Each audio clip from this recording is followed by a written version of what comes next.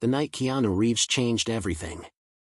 Stephen Colbert thought it would be just another night, lights, jokes, applause, but before Keanu Reeves stepped on stage, something happened backstage that no one was supposed to hear. A quiet demand to hide the very thing that had kept him alive, across a belief, a silence that carried weight. What followed wasn't a clash, it was a revelation. By the time Keanu stood up, nothing about the show or its host would ever be the same again.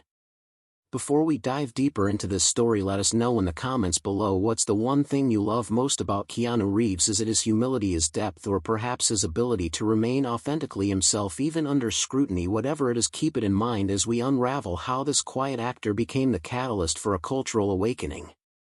It was a regular Tuesday at the CBS studio. The air buzzed with the usual pre-show energy. Lights were adjusted meticulously, cameras calibrated to perfection, and scripts triple-checked for any last-minute adjustments. Outside, the audience had begun lining up hours earlier, buzzing with excitement over who might appear on tonight's episode of The Late Show. Fans held tickets tightly, chatting animatedly about seeing Hollywood royalty like Keanu Reeves live. Inside, the air smelled of fresh coffee and hairspray. The familiar backstage cocktail stylists traded jokes about the night's guests while makeup artists prepped last-minute touch-ups. Everything seemed perfectly on schedule. That is until Keanu Reeves arrived. He walked in, Alanino assistant, no entourage, just him, dressed in dark jeans, a black t-shirt, worn boots, and a simple silver chain around his neck. Hanging gently from that chain was a small cross. It wasn't flashy or ostentatious, but it was undeniably present, subtle yet significant, the kind of detail you only really notice when someone tries to erase it. Keanu greeted the crew with polite nods, exchanging small smiles with camera operators and sound techs as he moved silently through the hallway. Then a young producer, too nervous for his age, stepped in front of him. "Mr. Reeves," the producer asked, voice overly respectful, "can we speak privately? Just a quick word." Keanu stopped and looked at him without hesitation. He followed the producer into a small room with beige walls and a couch that had seen better days. The door clicked shut behind them. "It's nothing major," the producer began, trying to sound casual, though the sweat along his temple betrayed his nerves. "Just a request from upstairs." Keanu waited, still silent. "It's about the necklace," the producer continued. "It's just a visual thing. The network prefers to avoid religious imagery, particularly Christian symbols. We're aiming for a more universal tone." He forced an awkward smile. "Of course, it's nothing personal, just a minor adjustment." Keanu lowered his eyes briefly, his hand lifted to the necklace, his fingers touching the small cross gently, almost reverently. Then he looked back at the producer. "That all?" he asked, voice calm. "Yes, sir. That's all." The young man replied, clearly relieved. Keanu nodded once and walked out. No promise, no resistance, no reaction, but something in that quiet gesture touching the cross lingered in the air like an echo. Backstage, the tension wasn't spoken aloud, but everyone felt it. Whispered questions flew. "Is he going to take it off? Why now? Was this a top-down call?" Meanwhile, the audience was almost fully seated, laughter and selfies filling the space. Yet behind the curtain, something had shifted. In the control room, the director stared intently at the monitors, sensing the unease. "Where's Colbert?" he asked into his headset. "On his way," someone replied. "And Reeves?" "All good, but he kept the necklace." The director exhaled sharply and gave the order, "Camera 2, go wider. If he doesn't take it off, don't push in too tight." In the dressing room, Keanu splashed water on his face. He looked at himself in the mirror for several long seconds. There was no uncertainty, no doubt. He dried off, adjusted the necklace so it was visible but casual, not in defiance, not in concealment, just there, like it had always been. A knock came at the door. "Mr. Reeves, we're ready for you." He walked down the hallway with the quiet confidence of someone carrying more than lines and sound bites, a man among many but bearing something rare, a calmness that made others uneasy. And then, just before reaching the double doors leading to the stage, there was a moment of stillness. His stagehand gave him a nervous thumbs up. Keanu returned a soft smile, but in his eyes something was shifting, not anger, not pride, but something deeper, ancient, like premonition. The cameras were about to roll, the lights locked in place, and not even Stephen Colbert was ready for what came next. As Keanu walked toward the studio doors, he didn't say a word, but behind his calm eyes something unspoken stirred. The cameras rolled, the lights flared brighter, and the band played its familiar intro, loud and vibrant. The audience clapped in sync, house lights illuminating smiling faces captured by sweeping camera pans. Stephen Colbert appeared with his trademark charisma, arms wide open, ready to deliver punchlines. "Ladies and gentlemen," he called out, prompting roars of applause, "we've got a very special show tonight. An icon, a legend, and rumor has it the nicest guy in Hollywood. Cheers erupted. Colbert leaned into the mic with a playful smirk, which means either he's hiding something or he's Canadian. Laughter filled the room again, setting the light-hearted tone Colbert thrived on, but beneath the surface the rhythm of the evening was already shifting. When Keanu finally stepped onto the stage, the contrast between him and the flamboyance surrounding him was striking. No grand gestures, no exaggerated waves, just a simple nod as his warm gaze scanned the audience. The cross still hung around his neck, impossible to ignore. Colbert seized the opportunity, immediately leaning toward the mic. He quipped, "You brought your necklace, guess we're going holy tonight." More laughter rippled through the audience, though some clapped uncertainly, unsure whether this was purely comedic banter or something layered. Keanu smiled politely but offered no verbal response. Instead, he sat down across from Colbert, exuding the same grace and reserve he always did. To any casual observer, everything seemed normal, yet beneath the surface a subtle undercurrent simmered. Then Colbert shifted gears unexpectedly. Pausing mid-question, he changed cards conspicuously and leaned forward. "I have to ask, you've played a messiah, a demon hunter, a man who came back from the dead. Does that kind of thing ever mess with your head or your beliefs?" Keanu tilted his head, slightly surprised but unfazed. "It's just storytelling," he replied matter-of-factly. Sure, Colbert nodded, feigning agreement. Then leaning in further, he added, "But the necklace, is that storytelling too?" Scattered laughter rippled through the audience, though noticeably thinner this time. Some viewers exchanged uneasy glances. Keanu looked down at the cross, touching it gently. "No," he said simply. Colbert let the silence stretch uncomfortably before covering with a forced smile, "Just curious. We try not to get too spiritual on the show. Wouldn't want to lose the atheists." More laughter followed, though it felt hollow now. Keanu's eyes never left his host. Calm and unmoved, he countered him, "Not here to convert anyone, it's just part of who I am." Colbert attempted recovery, masking his unease with humor. "Tell me, Keanu," he said, half sarcastic, half daring, "do you really think there's someone up there watching us?" The audience chuckled awkwardly, unsure where this line of questioning was headed, but Keanu didn't flinch. His posture relaxed yet immovable. He leaned forward slightly and delivered his response in a voice so steady it commanded absolute attention. "I don't think," he said, "I believe." Freeze frame on Keanu's face as the word "believe" echoes faintly. What happened next transformed the interview entirely. Colbert pressed on, attempting levity but increasingly revealing discomfort. At one point he joked about having been an altar boy himself, eliciting hesitant chuckles from the crowd, but Keanu remained silent, his patience unwavering.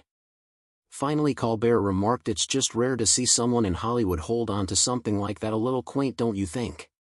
And that's when Keanu reached for the cross again, not dramatically, not defiantly, but with purpose. The gesture spoke volumes. On screen, millions watched as Keanu Reeves, still as a statue, rested his fingers on the silver cross. The world laughed nervously around him, but his refusal to play along resonated louder than words ever could. After delivering his final line, "Faith shouldn't need permission," Keanu stood up, unclipped his microphone and placed it gently on the table. With no drama, no anger, he walked off stage, leaving behind a stunned audience, a speechless Colbert and a production team scrambling to make sense of what had just occurred. The screen cut to commercial abruptly, not with the usual energy or smooth transition, but with a jarring fade-out. Backstage chaos erupted. Producers barked orders into headsets, interns darted across the floor, and someone dropped a stack of cue cards in the control room. The director muttered "Jesus Christ" while frantically instructing the team to run a pre-recorded segment featuring a parrot that could mimic human coughs. Meanwhile, online, the real show had already begun. One of the camera operators, unnoticed in the flurry, uploaded a short video to their private account. Blurry and unedited, it captured Keanu walking off stage, microphones still clipped to his collar, his final words echoing as he disappeared behind the curtain. "I didn't come here to be tolerated, I came to be real." Within minutes the clip went viral, first on Reddit, then Twitter, Instagram, Facebook, TikTok. It spread everywhere all at once. Questions poured in. What happened with Keanu? Why did he walk off? Was Colbert censored? Was this about religion? Thousands of comments flooded platforms. Some mocked him, others defended him, and many simply replayed the clip, pausing on the moment his hand touched the cross, analyzing his expression, dissecting Colbert's reaction. Within 20 minutes the term "Keanu walk-off" trended worldwide.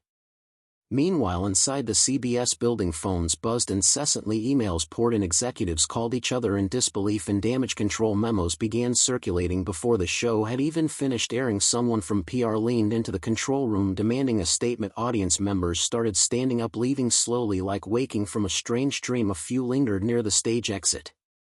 "He meant it," one woman whispered, every word. "They tried to shut him down," another murmured. "That wasn't about religion," a man added, "that was about respect."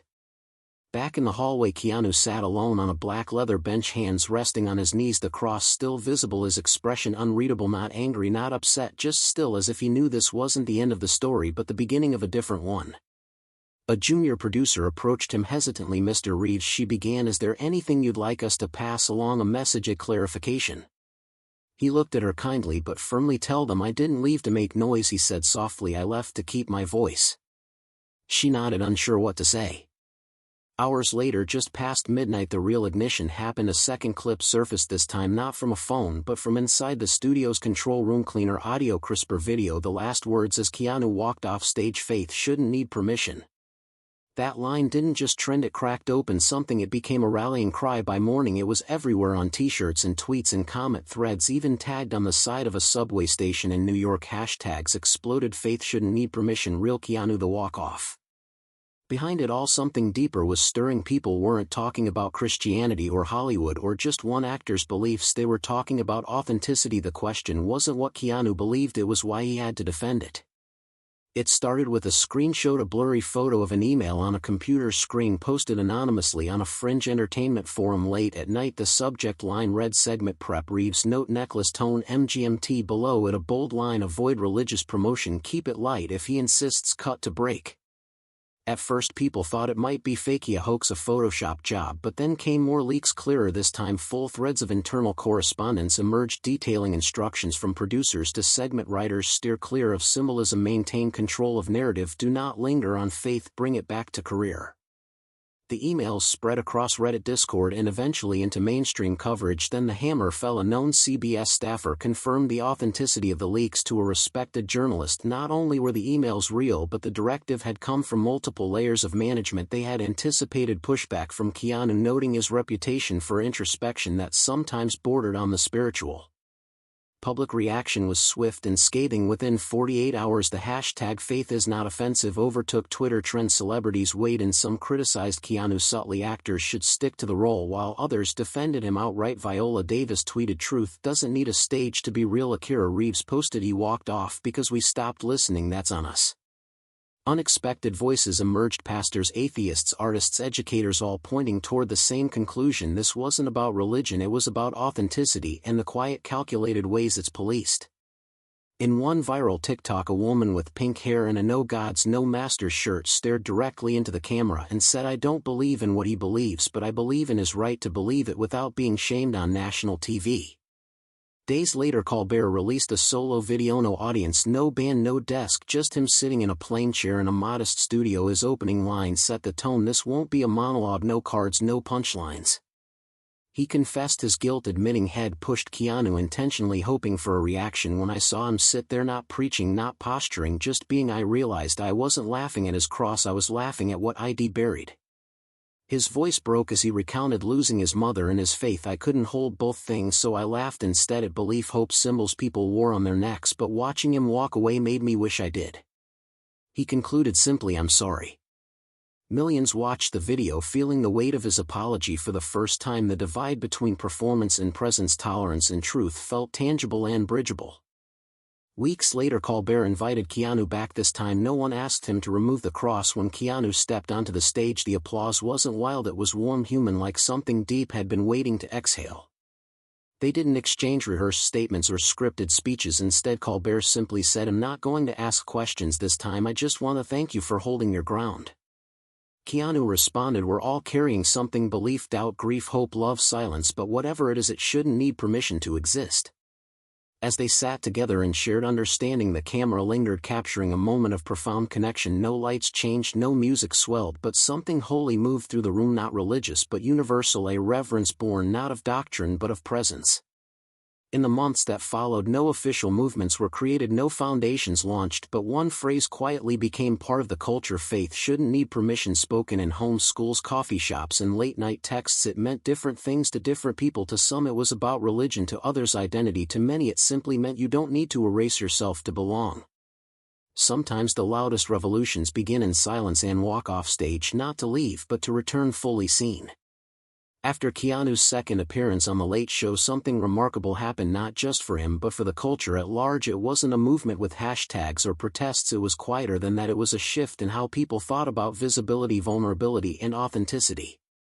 Keanu's refusal to hide his cross wasn't simply an act of defiance, it became a lesson in self-respect. For many it resonated deeply because it wasn't loud or dramatic. He didn't scream, argue, or demand attention. Instead he chose silence as his weapon, a calm, unwavering presence that spoke volumes without raising its voice. This approach struck a chord globally, especially among those who had spent their lives shrinking themselves to fit societal expectations. Why silence was so powerful.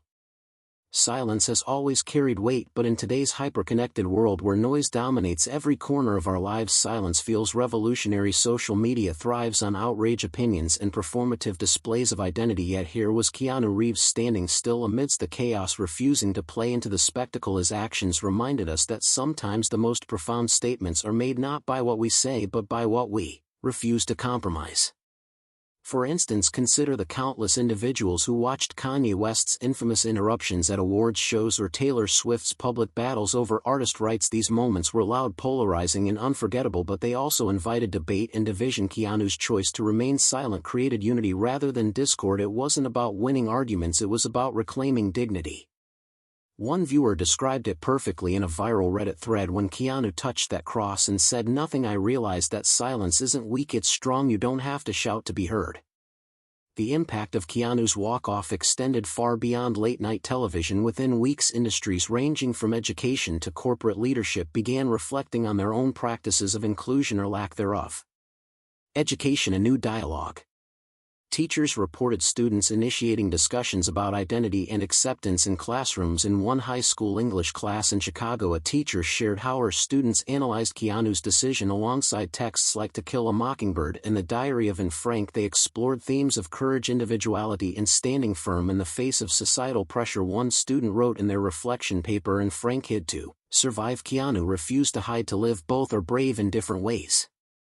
Universities also took notice. Professors incorporated Keanu's story into sociology and psychology courses, examining the psychological toll of suppressing one's true self. At Harvard, a panel discussion titled Authenticity in the Age of Erasure drew hundreds of attendees, sparking conversations about mental health, workplace dynamics, and the importance of creating spaces where people feel safe being themselves. Corporate world revisiting diversity policies. In boardrooms across America, executives revisited diversity and inclusion policies inspired by the broader cultural conversation sparked by Keanu's actions. Companies like Google, Microsoft, and Nike began emphasizing authenticity over conformity in employee training programs. For example, Google launched an initiative called Bring Your Whole Self to Work, encouraging employees to express aspects of their identity, whether religious, cultural, or personal, that they might otherwise suppress.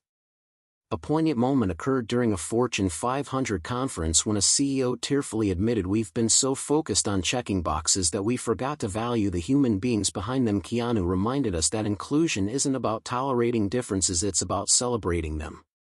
Even smaller businesses followed suit. A local coffee shop in Portland introduced a no-judgment zone policy, allowing staff to wear symbols of faith, activism, or personal significance without fear of reprimand. Customers responded positively, praising the shop's commitment to fostering a welcoming environment. Artists around the world found inspiration in Keanu's quiet rebellion. Musicians, painters, filmmakers, and writers channeled his story into their work, creating pieces that celebrated authenticity and challenged societal norms. Music: songs of resistance. Musicians released tracks inspired by Keanu's courage. Billie Eilish collaborated with Phineas on a haunting ballad titled Silver Chain, which featured lyrics like, "They told me to take it off, to blend and to belong, but I held on tighter, because silence can be a song." The song topped charts worldwide, becoming an anthem for marginalized communities. Meanwhile, Kendrick Lamar released a spoken-word piece accompanied by a minimalist beat reflecting on the intersection of faith and fame. In one verse he rapped, "I saw him touch the cross, no words, just grace. Reminded me of my grandma praying in that space. Hollywood wants you small, invisible, erased. But Keanu stood tall, unafraid, unapologetic, based." Visual art: symbols of strength. Visual artists created works that honored Keanu's gesture. Banksy unveiled a mural in London depicting a shadowy figure walking away from a spotlight. A faint outline of a cross visible on their chest titled Exit Stage Left. The piece became a pilgrimage site for fans seeking solace and solidarity.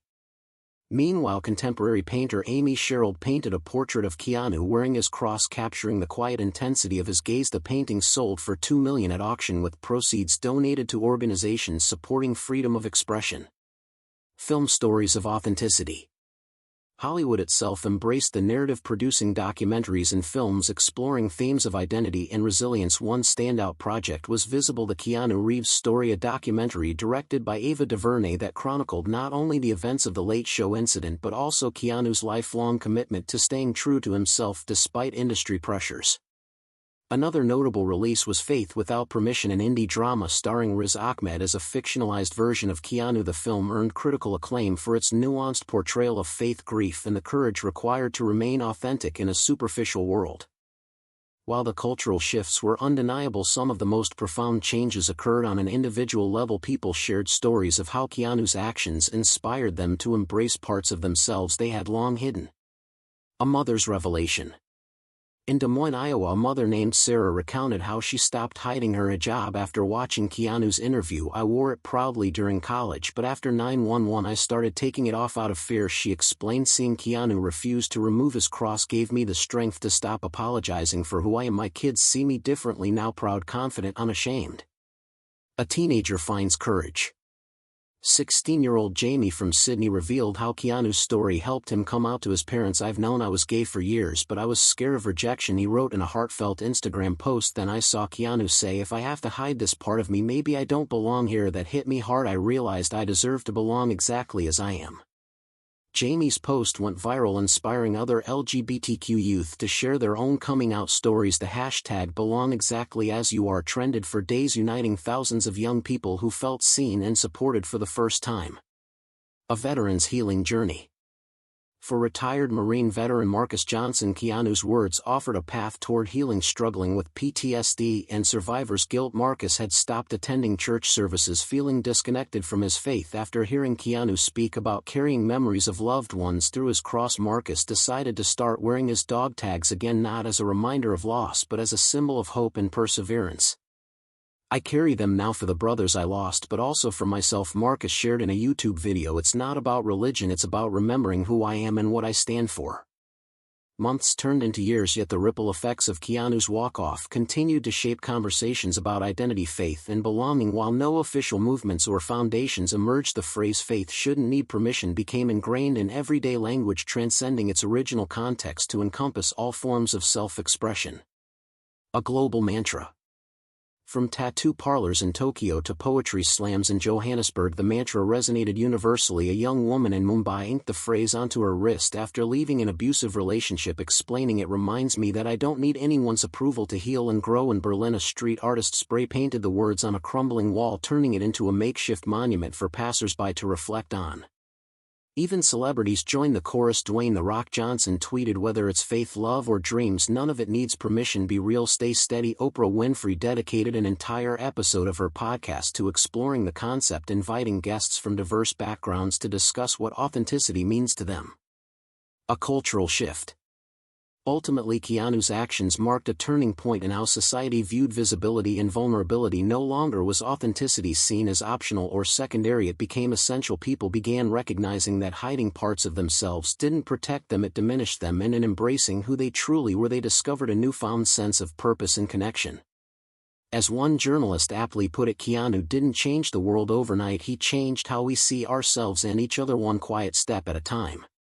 Conclusion: returning fully seen. By the time the dust settled, Keanu Reeves hadn't become any louder or more outspoken. If anything, he grew quieter, retreating further from the limelight, but his impact was undeniable. Through a single gesture, a hand resting gently on a silver cross reminded millions that authenticity doesn't require applause, it requires courage. And perhaps that's the most enduring legacy of all, the understanding that revolutions don't always begin with grand declarations or sweeping reforms. Sometimes they start with a man walking off stage, not to leave but to return fully seen. Keanu's decision to touch the cross wasn't just a gesture, it was a declaration. Each finger brushing against the silver chain carried years of personal history. His daughter Ava lost too soon, his partner Jennifer Syme taken tragically, friends who had become memories. For Keanu, the cross wasn't merely a symbol of faith but a reminder of love, loss and resilience. It anchored him to a world beyond fame, reminding him of who he was beneath. The roles. Colbert's discomfort stemmed not just from Keanu's actions, but from his own unresolved grief. Raised in a devout Catholic household, Colbert had once found solace in faith, but after losing his father and two brothers in a plane crash at age 10, he struggled to reconcile belief with pain. Over time, humor became his coping mechanism, a way to deflect, distract and distance himself. Seeing Keanu embrace his beliefs so openly forced Colbert to confront parts of himself he had long suppressed. For the audience, Keanu's walk-off wasn't just shocking, it was revelatory. Many recognized parallels in their own lives, recalling times they had silenced themselves to fit in. One viewer described it as watching someone reclaim their humanity live on TV. Another wrote, "It reminded me that authenticity isn't loud, it's steady, unapologetic and brave." The ripple effects extended far beyond entertainment. Teachers reported students initiating discussions about identity and acceptance. Therapists noted clients exploring suppressed aspects of themselves. Even corporations took note, revisiting diversity policies to prioritize inclusion over conformity. What started as a single act of defiance evolved into a global conversation about visibility, vulnerability and belonging.